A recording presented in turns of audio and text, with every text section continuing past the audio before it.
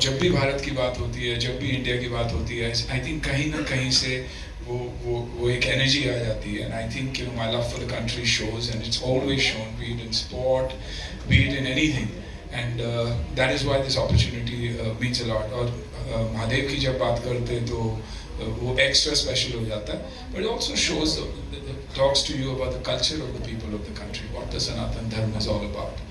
What do we believe in? What have we been trying to say, and what are we still trying to tell the world? That who are we and where do we come from? The oldest, the richest, and far, definitely the best.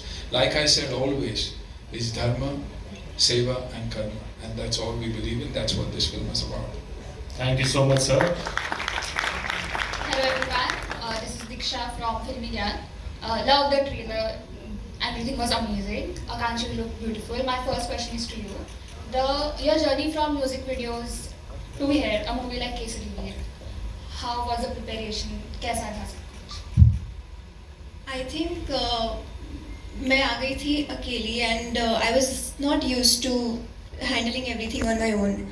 And everything I faced here was kind of my preparation for a film like this, because it was Rajal isn't about just being her battles were not on the battlefield, her battles were also within. Her power was in letting go. And so yeah, I think all my life I think I was just preparing for this only. Kanu sir, मेरा दूसरा सवाल आपसे है. आपने केसरी वीर बनाना कैसे decide किया? ये particular story क्या आपको इंस्पायर? You see, बहुत सी लड़ाइयाँ होती हैं जो राजगादी के लिए होती हैं, जो पावर के लिए होती है. ये हमारी फिल्म में हीरो की फाइट है, वो अपने लिए नहीं थी, अपनी राजगादी के लिए नहीं थी. ये उसने जान दी, वो लड़ा सिर्फ एंड सिर्फ हमारे मंदिरों को बचाने के लिए, हमारे धर्म को बचाने के लिए जिसने जान दी. तो उसमें कुछ डिफरेंट है.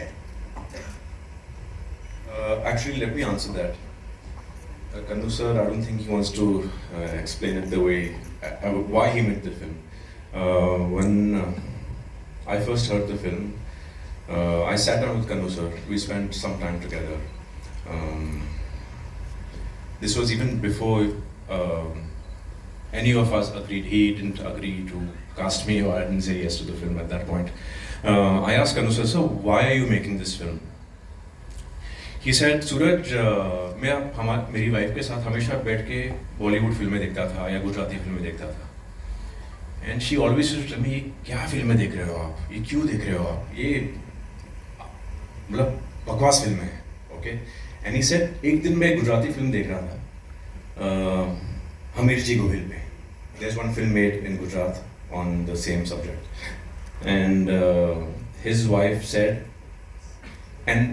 सेड कि चलो ये फिल्म मैं आपके साथ देखती हूँ. And by the end of the film she said that अगर आप कभी भी लाइफ में फिल्म बनाओगे तो ऐसी film banana. And after a few months she passed away. So this is his dream project, not for himself. It is actually for his wife, and that is a true story for us.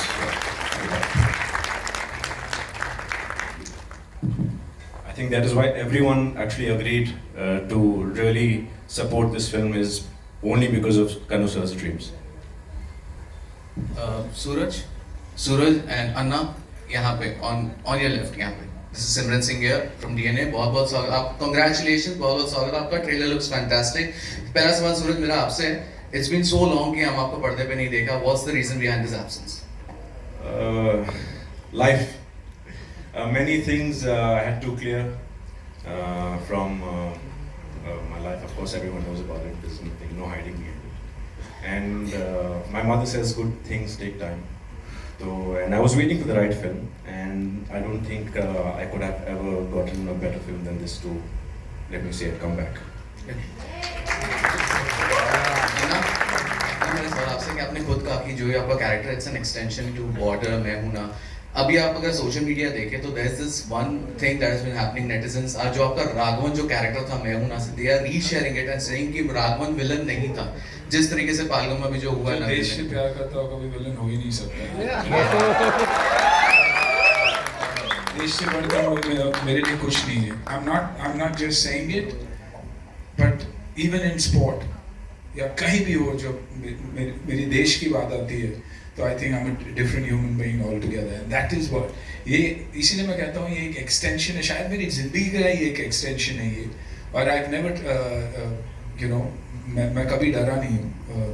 Raghavan negative था according to the script, लेकिन जब मैंने सुना मुझे 2 minute लगे हाँ बोलने के लिए।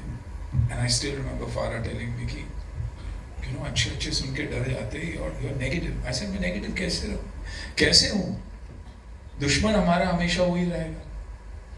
मेरा you know मेरी बच्चे की मौत हुई है और बॉर्डर के उस पार है।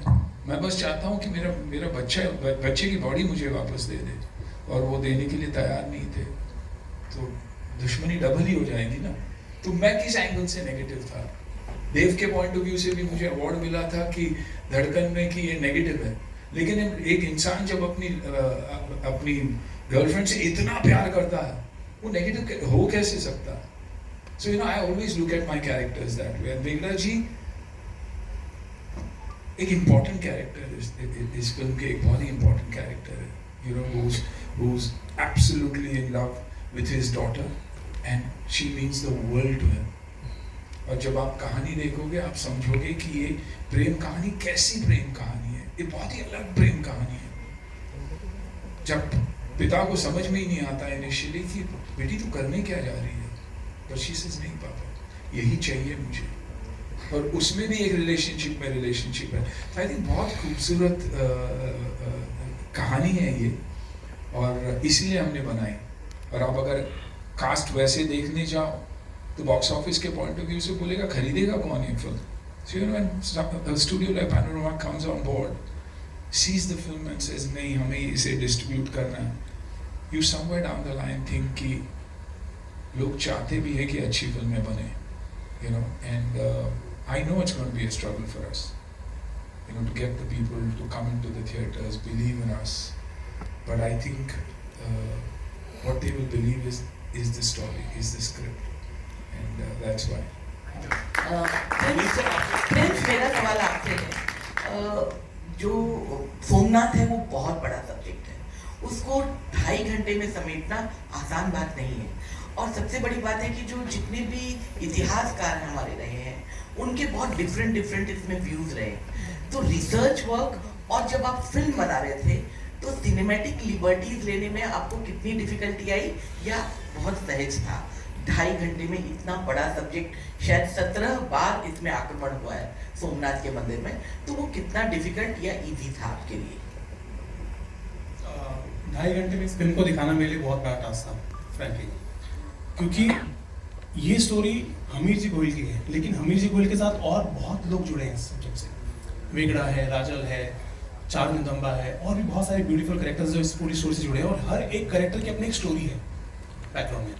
तो सबको एक साथ पिरोना एक स्टोरी के अंदर, ऑफकोर्स आजकल एंटरटेनमेंट का ज़माना, तो उस पिक्चर को वैसे प्रेजेंट करना कि वो लोगों को देखने में भी अच्छा लगे, और अपना सब्जेक्ट जो हम सच्चाई दिखाना चाहते हैं वो भी दिखाना ज़रूरी था। तो 2.5 घंटे में दिखाना बहुत टफ था, बट सबकी हेल्प से, मेरी टीम की हेल्प से, मेरा writer Shruti Srivastava, my DOP and all, everyone done a fabulous job, और सुनील सर हमारे साथ थे तो उनका एक्सपीरियंस भी हमारे लिए काम आया, और दैट्स वाई उसी के बाद हम इस पिक्चर को 2.5 घंटे में पूरा समेट पाए। पर आप 2.5 घंटे में एक पूरी एक जर्नी देख सकते हो, एक पूरी जिंदगी आपको देखने को मिलेगी 2.5 घंटे के अंदर फिल्म।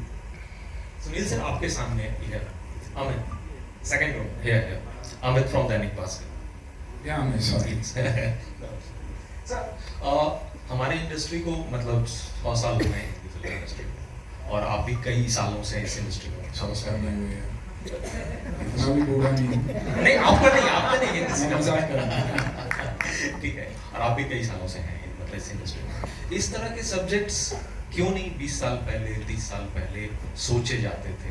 क्या कोई मतलब प्रेशर था इंडस्ट्री पे कि मतलब ऐसे सब्जेक्ट्स पे हमें फिल्म नहीं बनानी है? क्या रीजन था? हिस्ट्री कोई तकलीफ थी, हमारे कॉलेजेस में, स्कूल में भी कभी नहीं पढ़ाया गया। हमें औरंगज़ेब के बारे में और अकबर के बारे में और बिरबल के बारे में बताया गया था, लेकिन हमारे हीरोज़ के बारे में कभी नहीं बताया गया। तो आई थिंक अब वक्त है बताने का, उन कहानियों को फिर से दोहराने का। The audience has changed. काफ़ी मीडियम्स हैं जहाँ ये कहानियाँ उन तक पहुँच सकती है, लास्ट माइल तक पहुँच सकती है, एंड यूज़र तक पहुँच सकती है। तो आई थिंक वो बहुत ही इम्पोर्टेंट बात है। और मेरा मानना ये भी है कि हम वो भूल चुके हैं कि एक ऑडियंस होती है जो फिल्में देखना चाहती है। They are responsible for the success और the failure of a film.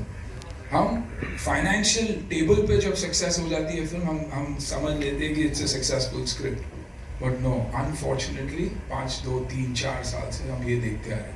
तो I think it's important that we go back to the drawing table and take out such stories and narrate it in your own particular way. 28 states, 9 union territories, her state, her union territory की एक कहानी है। तो अगर उन इलाकों में से कोई ना कोई आके, जैसे कनु भाई, he came up and he said, I want to tell the story of Gujarat. Maybe I would not know as much. I would want to talk about a story from Karnataka. तो वैसे ही अगर actors, directors, producer निकलेंगे तो अच्छी कहानियाँ बनेगी। और जो हम हमेशा कंपेयर करते हैं, नहीं यार उनके कंपैरिजन में हमारी फिल्म में कुछ नहीं है, वो जो डर हमारे अंदर बैठा है कि और कोई भगवान है और हम नहीं, आई थिंक वो निकालना बहुत ज़रूरी है। We got to start believing in ourselves and executing the films that make sense and not necessarily financial sense only. That's वहाँ हम गलत है। तो ये कहानियाँ आप देखेंगे भी और सुनेंगे भी, और आगे भी वैसे ही कहानियाँ बनेगी। अन्ना जी, आपके लिए कितना मतलब एक लंबा अरसा आपने जो है वो अंधेरे में गुजारा है, ठीक है, फिर भी अपने आप को आपने कैसे संभाला? और मतलब ये था यकीन कि मैं किसी न किसी दिन जरूर कम बैक करूँगा। देखो, दिल साफ है मेरा, and the people who know me, they know that I have a clean heart, and I have a very good support system. My mother, my sister, so they always kept me motivated. I always took care of my health. That's the first thing I did. Always took care of my health. And people think I go to the gym because I want a good physique or whatever. No, it's for the mind. You know, I always took care of my body because I wanted my brain to be strong. So I've been strong, and there's still a long way to go. अभी इतना झेल लिया तो बाकी झेल लेंगे। आकांक्षा, एक सवाल बस आपसे कि मतलब इस रोल के लिए क्या या सामने देवसेना को भी आपने किया फॉलो, या कोई ऐसा रोल भी था जिसको आप मतलब देख रही थी कि इस तरह से मुझे मतलब करना है स्क्रीन पे? मैं प्रिंसा के साथ बहुत ज़्यादा बैठी, मैं अपने राइटर के साथ बहुत बैठी, and I drew inspiration from lot of films. I actually, when I saw Ram Leela, I was in my 12th grade and I had my board examinations. I was a very studious girl, but I stopped studying. I dropped it. I was like, this is what I want to do for the rest of my life. And ever since then, Ram Leela, Bajirao Mastani, Padmavat, Bahubali, these kind of characters, you know, really like I wanted to play something like that, and I'm really lucky and grateful कि मुझे राजल का character मिला, क्योंकि उनकी, जैसे मैंने पहले कहा कि उनकी बैटल्स जो थी वो बैटल फील्ड में ही नहीं थी, उनकी एक अंदर की भी, her battles were within, and so yeah, I think, and I think I also drew inspiration from my mom and people around me. Yeah. एक सवाल बस मेरी ओर से आती है, कन्नू भाई साहब, एक सवाल, सॉरी अगली बार आपको ही बुलाएंगे होस्ट करने के लिए। नहीं काय को डर, कुछ प्रोड्यूसर साहब। आपसे सवाल ये था कि मतलब इस तरह का जो मतलब जॉनर है वो ब्रेव हार्ट या फिर 300 जैसी फिल्में हैं, तो मतलब वो वाला भी था ध्यान में कि उस तरह का रखना है कलर पैलेट, और इसको हिस्टोरिकली एक्यूरेट रखने के लिए किसी बुक का भी मतलब आप लोगों ने इस्तेमाल किया या क्या है? That's it.